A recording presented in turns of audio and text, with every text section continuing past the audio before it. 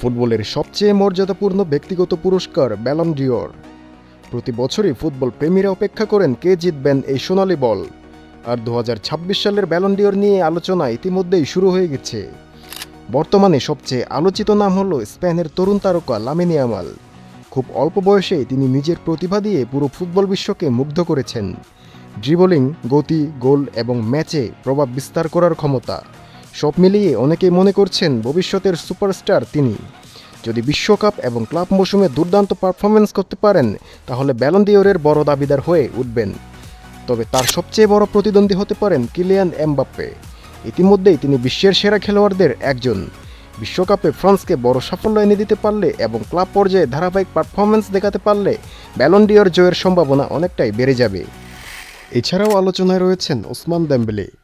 ইনজুরির সমস্যা কাটিয়ে তিনি যদি নিজের সেরা ছন্দ ধরে রাখতে পারেন তাহলে তিনিও এই দৌড়ে শক্ত অবস্থানে থাকবেন।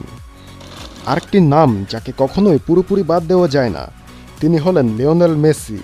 অনেকেই মনে করেন 2026 সালে মেসির বয়স ব্যালন ডিওর জয়ের জন্য বাধা হতে পারে। তবে যদি তিনি বিশ্বকাপে আর্জেন্টিনাকে আবারও নেতৃত্ব দিয়ে অসাধারণ পারফরমেন্স করেন তাহলে ইতিহাসের সবচেয়ে বড় চমকগুলোর একটি দেখা যেতে পারে। এখন পর্যন্ত হিসাব করলে লামিন ইয়ামাল এবং কিলিয়ান এমবাপ্পেকে অনেকেই এগিয়ে রাখছেন। কিন্তু ফুটবল এমন একটি খেলা যেখানে এক মাসের অসাধারণ পারফরমেন্স পুরো হিসাব বদলে দিতে পারে।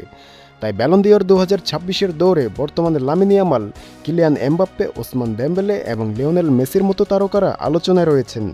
তবে শেষ পর্যন্ত সবকিছু নির্ভর করবে ক্লাব মৌসুম এবং সবচেয়ে গুরুত্বপূর্ণ 2026 বিশ্বকাপের পারফরমেন্সের উপর।